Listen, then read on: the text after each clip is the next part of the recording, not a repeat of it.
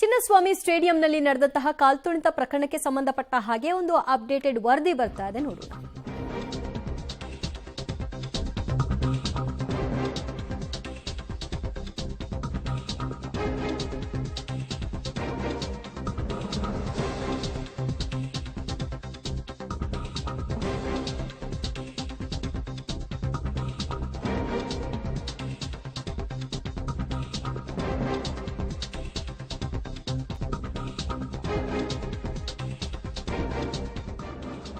ಚಿನ್ನಸ್ವಾಮಿ ಸ್ಟೇಡಿಯಂನ ಕಾಲ್ತುಳಿತ ಪ್ರಕರಣದ ಸಂಬಂಧಿತವಾಗಿ Michael D Cunha ಕೊಟ್ಟಂತಹ ವರದಿಯನ್ನ ಅಂಗೀಕಾರ ಮಾಡಲಾಗಿದೆ. ಆ ಮೂಲಕವಾಗಿ ಆರ್ಸಿಬಿ ಮತ್ತು ಕೆಎಸ್ಸಿಎ ವಿರುದ್ಧ ಕ್ರಿಮಿನಲ್ ಪ್ರಕರಣವನ್ನು ದಾಖಲು ಮಾಡಲಾಗಿದೆ.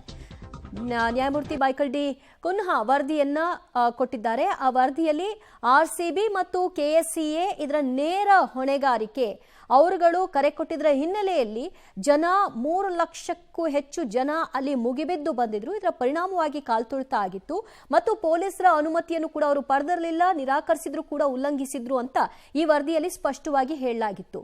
ಅದರ ಆಧಾರದ ಮೇಲೆ ರಾಜ್ಯ ಸಚಿವ ಸಂಪುಟದಲ್ಲಿ ಇದನ್ನು ಇಟ್ಟಿದ್ರು. ಇವತ್ತು ಸಭೆಯಲ್ಲಿ ಅಂಗೀಕಾರವನ್ನ ಮಾಡಲಾಗಿದೆ. ಕುನ್ನಾ ವರದಿಯ ಪ್ರಕಾರವಾಗಿ ಈಗ ಕೆಎಸ್ಸಿಎ ಮತ್ತು ಆರ್ಸಿಬಿಯ ವಿರುದ್ಧ ಕ್ರಿಮಿನಲ್ ಕೇಸ್. ನಿರ್ವಹಣೆ ಪ್ರಕ್ರಿಯೆಯಲ್ಲಿ ಉಂಟಾಗುವ ಸಮಸ್ಯೆಗಳನ್ನು ನಿಭಾಯಿಸಲು ಹಾಗೂ ಪ್ಲಾಸ್ಟಿಕ್ ನಿರ್ವಹಣೆಯ ಒಟ್ಟಾರೆ ಉದ್ದೇಶವನ್ನು ಸಾಧಿಸಲು ಅನುಕೂಲವಾಗುತ್ತದೆ. ಆದ್ದರಿಂದ ಈ ಜಸ್ಟ್ ಪ್ಲಾಸ್ಟಿಕ್ ಅಂತ ಏನಿರ್ತಲ್ಲ, ಈಗ ಪ್ಲಾಸ್ಟಿಕ್ ಬದಲಾಗಿ ಕಾಂಪೋಸ್ಟಬಲ್ ಕ್ಯಾರಿ ಬ್ಯಾಗ್ಗಳ ಉಪಯೋಗವನ್ನು ನಾವು ಅನುಕೂಲವನ್ನು ಮಾಡಿಕೊಡ್ತಾ ಇದ್ದೀವಿ.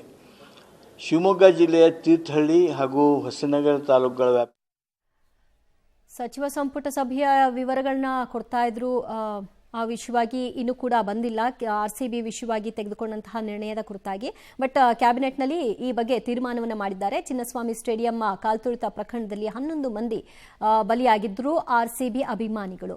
ಇದಕ್ಕೆ ಸಂಬಂಧಪಟ್ಟ ಹಾಗೆ ಹೊಣೆಗಾರರು ಯಾರು ಅನ್ನುವಂತಹ ಪ್ರಶ್ನೆ ಕೂಡ ಇತ್ತು. ಅದಾದ ನಂತರದಲ್ಲಿ ಸರ್ಕಾರ ಪೊಲೀಸ್ ಅಧಿಕಾರಿಗಳನ್ನ ಅಮಾನತು ಮಾಡಿತ್ತು ಮತ್ತು ಇದಕ್ಕೆ ನೇರ ಹೊಣೆ ಆರ್ಸಿಬಿ ಅಂತ ಹೇಳಿತ್ತಾದ್ರೂ ವರದಿ ಹೇಳ್ತಾ ಇದೆ ಈಗ ಆರ್ಸಿಬಿ ಮತ್ತು ಕೆಎಸ್ಸಿಎ ಜವಾಬ್ದಾರರು ಅಂತ ಈಗ ರಾಜ್ಯ ಸಂಪುಟದಲ್ಲಿ ಅಂಗೀಕಾರ ಮಾಡಿದ್ದಾರೆ. ಮತ್ತಷ್ಟು ಮಾಹಿತಿ ಕೊಡ್ತಾರೆ ನಮ್ಮ ಪ್ರತಿನಿಧಿ Arun ಬರ್ಗೇರ. Arun, Michael D Cunha ವರದಿಯಲ್ಲಿ ಏನೆಲ್ಲ ಅಂಶಗಳನ್ನು ಉಲ್ಲೇಖ ಮಾಡಲಾಗಿದೆ ಮತ್ತು ಇದನ್ನ ರಾಜ್ಯ ಸರ್ಕಾರ ಸಚಿವ ಸಂಪುಟದಲ್ಲಿ ಅಂಗೀಕಾರ ಮಾಡಿದ್ರಿಂದ ಮುಂದೇನಾಗತ್ತೆ?